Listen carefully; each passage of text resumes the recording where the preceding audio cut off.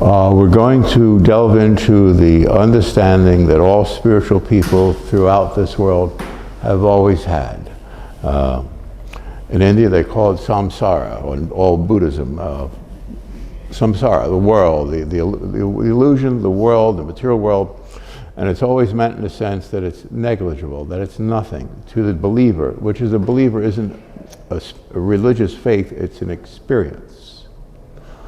And then when you're there, say in a place like Tibet, I was in Nepal one time, no, northern India, and I was stayed 5 weeks at a friend's home up there in Dehradun, and I remember someone mentioning Shambhala, is that it, where this great mountain retreats are, like in the movie about Lost Horizon, and you'd go there, and it wasn't something you go to at death. It's something that all of my Tibetan Lama friends and so forth, it was something that is. It's always there.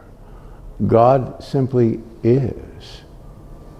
All people in the world are lost. Like who was it? Thoreau said that all men live lives of quiet desperation. And no matter how highly achieving friends and so forth are in any realm in the world, they're lost. This is not said to take anything from anyone, but to add to us this heightened quietude, this visage where we can look out like from a mountaintop and see all that ever was or could be. All the presences that we adore, the dearly departed, our grandmom, whatever, they're always there. And the part of us that's incarnate, because you mentioned a grandmom, maybe we have a great love.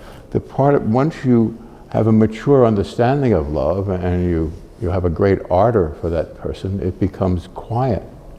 You just appreciate and you disappear into one another. It's nothing to do with lust or need or want or desire. It's just you appreciate the other so fully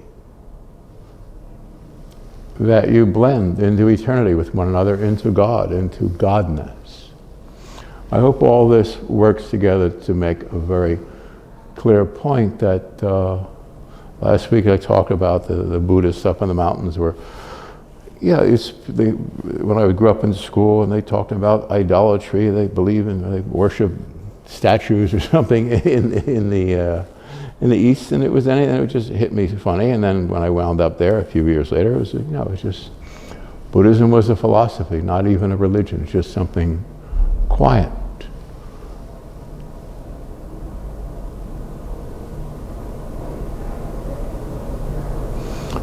You don't want, you don't need, you don't desire, you don't die. You have a strength within you that other people could not comprehend or perceive, but it gives you the strength to give every moment of your conscious awareness to lifting all of humanity to this place.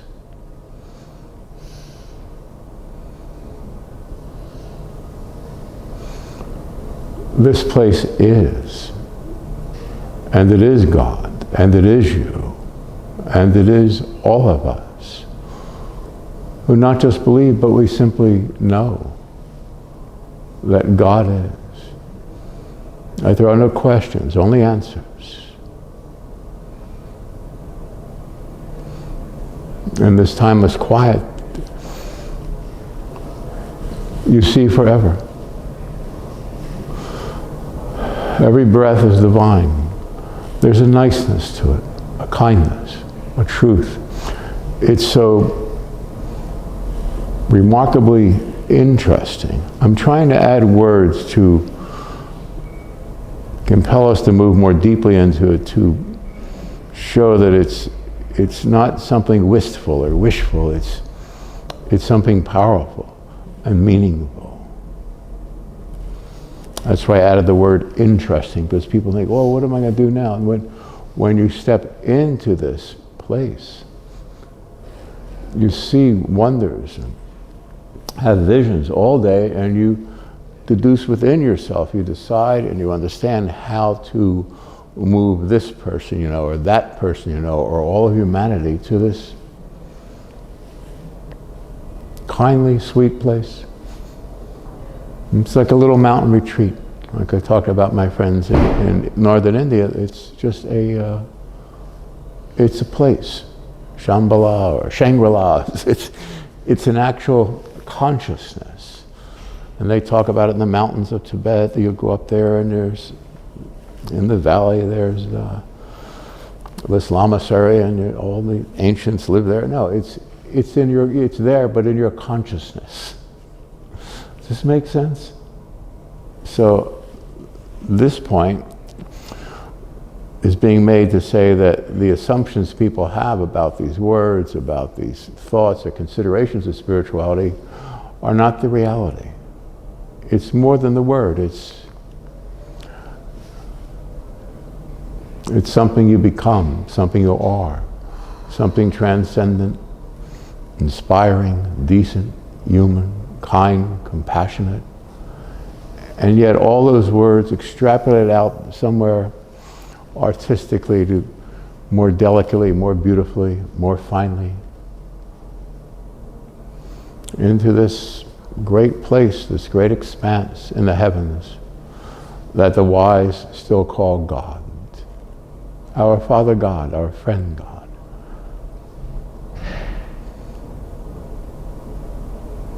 And we see him, we'll know him. And we know him,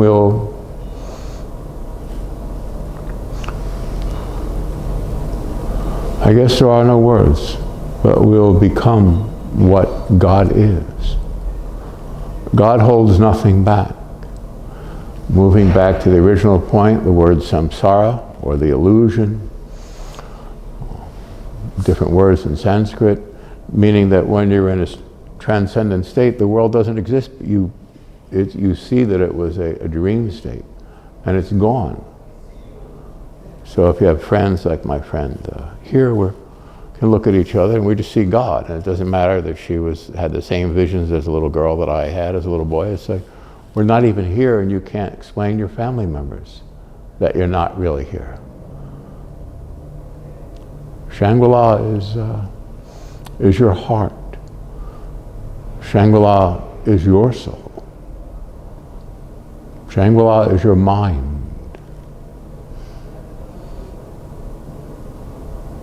There's nothing ordinary about you. You are remarkable. You are spiritual. You're kind and true and decent.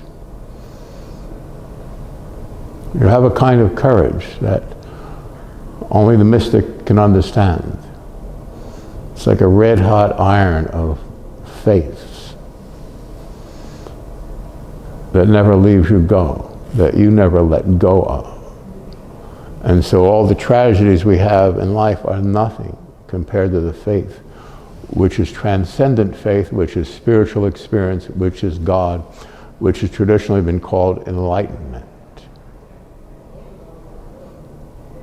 A transubstantial awareness of something beautiful, wonderful, good, and very human, and very real. And when you're in this condition, you can sit off in your retreat, your living room chair, or your bed, it doesn't matter where. Taking a walk in the mountains, of course, and all these presences of the divine are open to all of us forever. It's quite wonderful to believe in God, to live for God, which is living for what humanity theoretically represents. A goodness, a kindness, a truth, a warmth, a camaraderie, an uplifting friendship that never leaves you, that never parts from you, that is you. The point right in the middle of that is all my spiritual friends. I'll think of one particular Tibetan friend who's in the States, whatever, just a High Lama, and there's nothing to say when we see each other, even though if I was lonely, he'd be the only person I want to see, because when we see each other, there's just, you look through to all these mountain vistas. I mean, there are no words for it. It's so wonderful, these conditions of spirituality. And as we said last week, with every drug, there's a distortion. With every happiness, even being in love, there are things that get in the way. But when you just accept the love and you cherish that person without want or need, and you just exist for them, then you step into this higher arena, and you'll see all your friends, all your loved ones, from past times, from the future, beyond time. There is a condition called illumination, enlightenment. Most of all, it's called you. Isn't it you? There's nowhere to go, nothing to seek, nothing to want, nothing to desire. And that's not fighting yourself. That's letting yourself expand into the living ethers, the living light, the light living, the light you are. You are a divine radiance. If you came into this world, the world glomps on you and makes you feel guilty for this or that or the other. That's the whole idea of the Garden of Eden, being naked and whatever. It's you get over that, spiritually realizing you're not guilty. We're all guilty by, Camus said, guilty without wanting to be, and innocent without knowing that we are. Because the world, any conscious person feels a certain degree of guilt for, like, how do I fix this? How do I do it? How, you know what I mean? You always have to prove yourself. And when you step away from that mix into the unmixed portions of the soul, it's quite wonderful and fun and happy and freeing. And the world will seek you out to destroy you 1,000 times more than it already did since birth. And in the beginning, that'll be quite an interesting journey for you. You're going to love being attacked by the devil, the dark force, whatever owns this world, because you'll understand that everything that's been said so far is true. It's not just words. The world is a temptation if you don't believe in it. If you just let it go like that. It's like my buddy Greg is a 10th degree martial artist and all, and you can't make him afraid physically. And spiritually you can't either, but because everyone's going to telegraph everything they do, it's coming at you, and you're going to know, and you're going to move out of the way, you're going to block, you're going to have some movement. It's because you see it before it happens, as soon as the person thinks it. So you're trained in that. Train yourself in meditation. You'll see the devil coming 300 years before he lifts his his new mask to scare you. He's simply a Halloween phantom. It takes unbelievable courage to say something that and know it quietly. And that's the courage we need, to not react, and then you're a healer. Then you're a helper. Then you're a teacher. Then you're a friend, and a mother, and a father, and a sister, and a brother. Tibetan Buddhism, they teach you to be to see everyone, all the women, as your mother, every man as your father, your dad. And it's a very intimate, because everyone is incarnated so many times that at some point probably everyone was everything to everyone. My understanding of this is a little different. I'm simply going to say that we've been here for a trajectory period. In other words, we've had a series of lifetimes to understand. We gave up divinity to be here, to understand how bad this place really is, in order that we can communicate with it. So I'm saying you can let go now. You can drop your shields. You're healed. There's nothing to do about it. The world can't hurt you anymore. You're his. We're yours. We're one. And we're here to help walk out the believers from the last burning embers of disbelief and faithlessness. That's our reason to exist.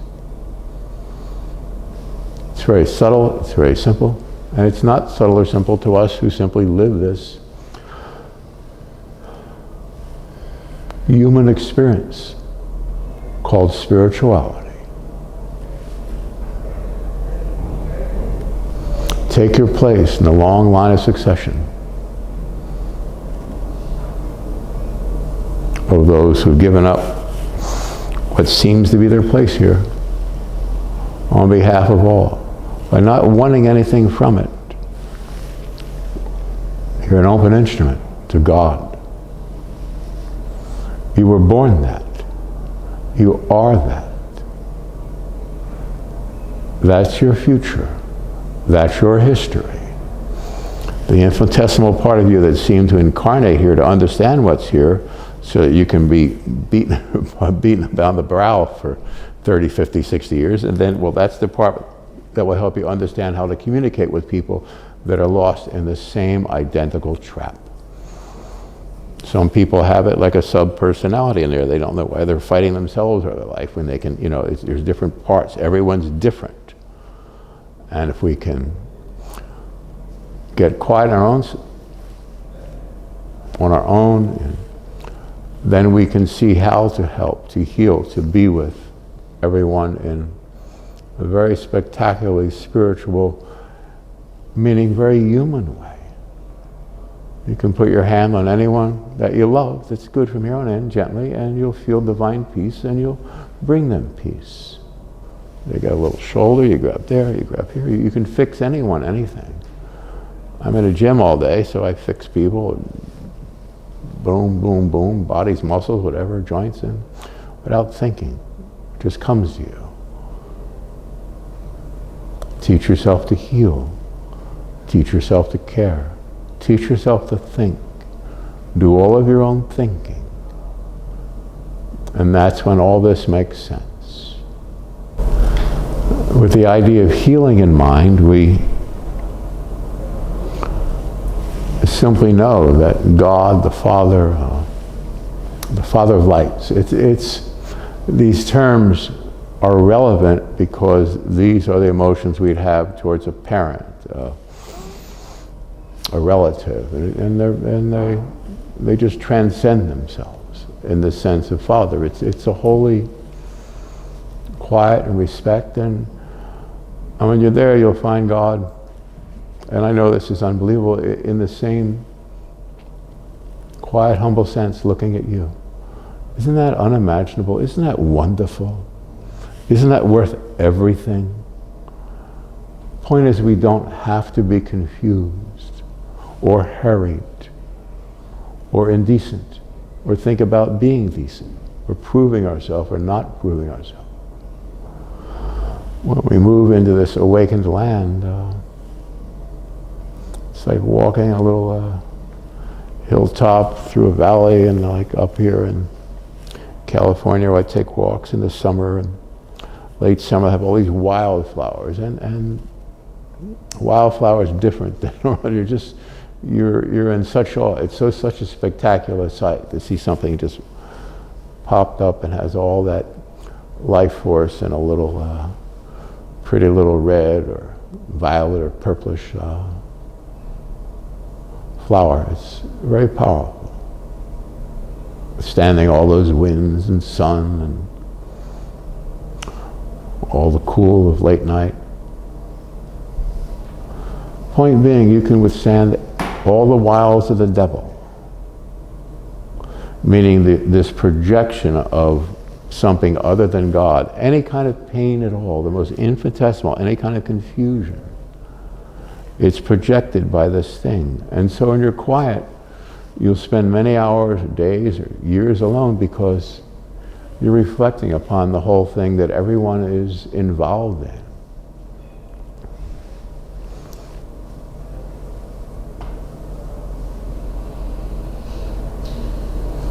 Uninvolved.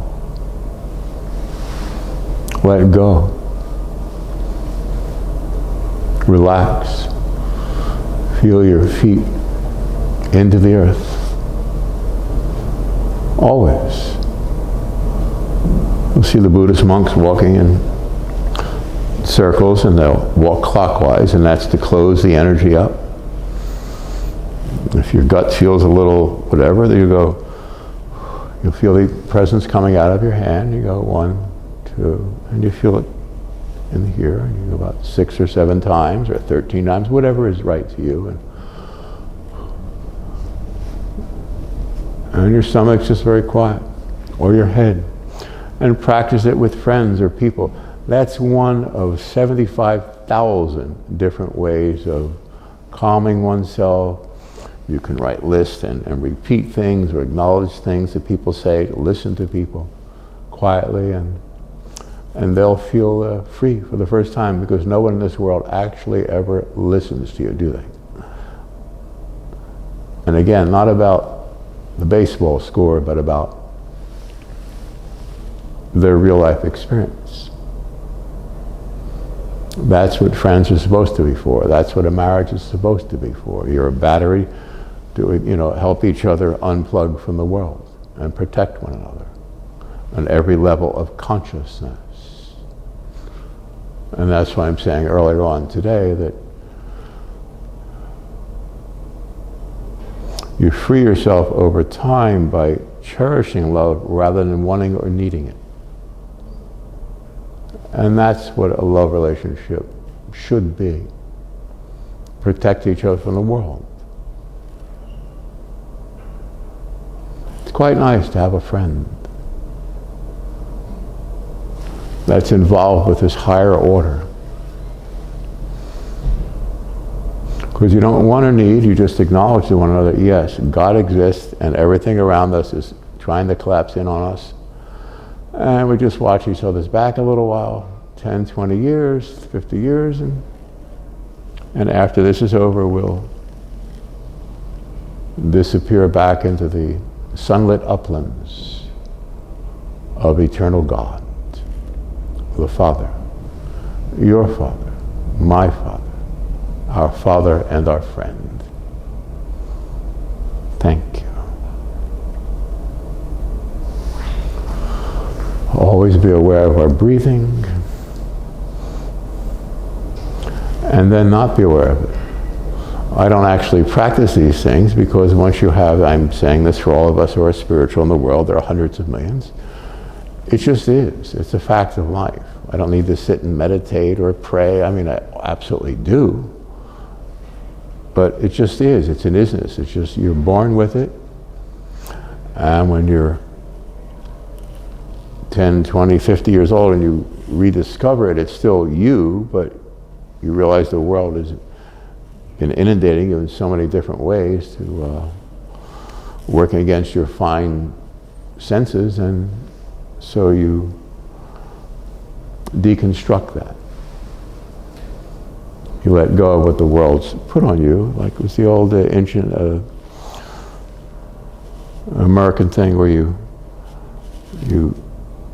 let go of everything that's not yours in your sacred circle, and you allow everything that's been taken from you, your dignity, your honor, your spirituality, and allow it to come back. It's just, what I'm saying is there are 70,000 different ways of meditating, and they all work if taken to fruition. In other words, if we do them.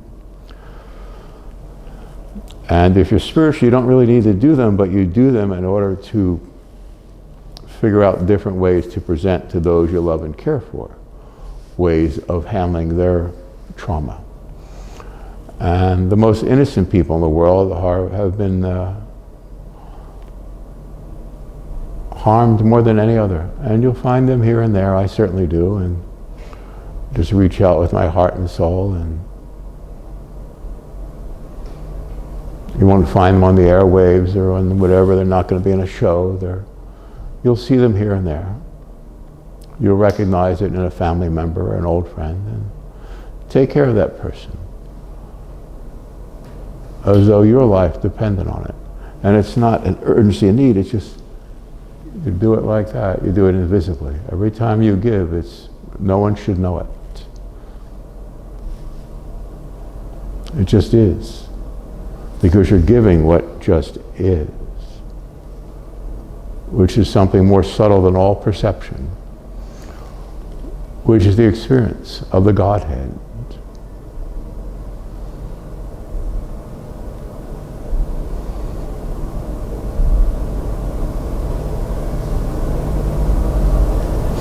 It's the you that you are. You can't walk away from the world a little bit. You can't be a little bit healed in a spiritual sense. You can only be illumined. And there's no other side to it. It's just an isness. The sound is the ocean floor. In other words, it's alive, it's real, it's wonderful, it's beautiful. At the same time, it's, in human sense, so wonderfully eternal. That kind of beauty and dignity and awe-inspiring, wondrous circumstance. And when you're illumined, it's like being under sea, but a spiritual sea.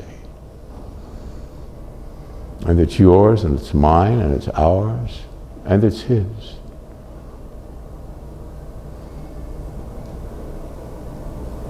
You'll discover that the ancients were sitting here waiting for you. You've not been alone, and you know that. And it's something that sends your emotions on such a high pitch, awe-inspired direction. At the same time, it's more quiet than a pin dropping on a floor. It just is.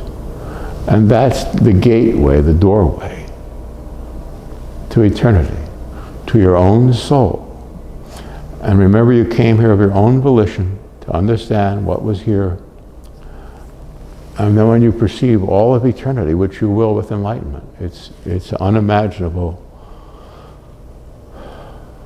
glorious expanse. Words like infinite, gorgeous are the only words to begin to touch it. The beatific vision, the vision of God, nirvana, these words are real. They represent something. They represent the original you, the innocence of you, the real of you, the eternal of you, the kind of you, the true of you. You're quite intelligent and aware. God knows. The point with that being, no one's here, no one can question you. So don't question yourself, don't let it in, you just listen to people, acknowledge it without letting it in, always know it's the same person. And when you get into the state, you realize that this person that said something in a restaurant, and someone in a schoolroom, someone at work, someone on the streets, you're going to see it's the same person coming at you and trying to corral you into some feeble little condition. And you don't fight it with pride, it's just, oh, got it, because it's nothingness. It has only that. It doesn't have eyes or ears or feet or a heart or a soul. It doesn't have credentials, it's nothing. It's a lost little energy field. The whole world. When you feel illumination, you feel these, like, again, these wonderful mountains of glory, of wonderfulness. The world is instantly nothing. Read all the histories of all the saints and all the spiritual people ever lived, and they'll all say the same thing about their personal experience of God. You call it mysticism, call it anything. Just know that it's God, and that you're God's, and you can't be touched or hurt or harmed. And the beginning of knowing this and remembering this in our life, you will be attacked like never before. And that'll be a fun, interesting time. Because you realize best friends and so forth are family members. They're on that other side. They don't know they're being tempted. So the whole idea of spirituality is the whole world is a temptation. There are no allowances on either side. So when you're spiritual, the whole world is not spiritual. That's how you regain all the sound spiritual senses you had before time was. That's why you close yourself off for a period. That's why you get married. You close yourself off from a period for the rest of the world. It's not just to enjoy this or that, the other. It's to, you're safe. There's someone that's going to listen to you. Someone's going to take your side. They're going to die for you. They're going to live for you. You're meant to be batteries from the world. That's what a love relationship should be. There should never be immaturity in it. When there is, run for the hills. When there's not, enjoy the day and the early evening hours. They're yours. You're his. He's ours. And nothing can touch us.